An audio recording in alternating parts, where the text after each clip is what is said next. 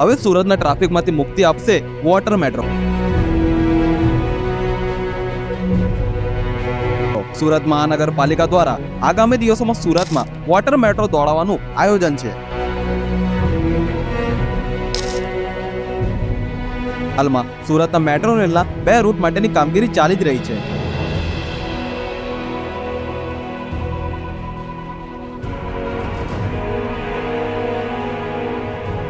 તાપી નદીમાં water metro શરૂ કરવામાં આવે તો સુરતનો ટ્રાફિકનો મોટો પ્રશ્ન હલ થઈ શકે તેમ છે.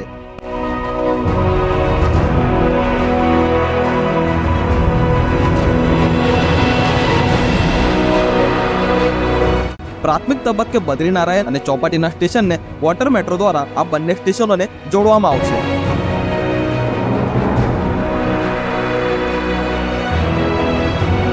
દેશની પ્રથમ મેટ્રો કોચીમાં શરૂ કરવામાં આવી છે અને તેમાં સુરત બીજું શહેર બની શકે છે.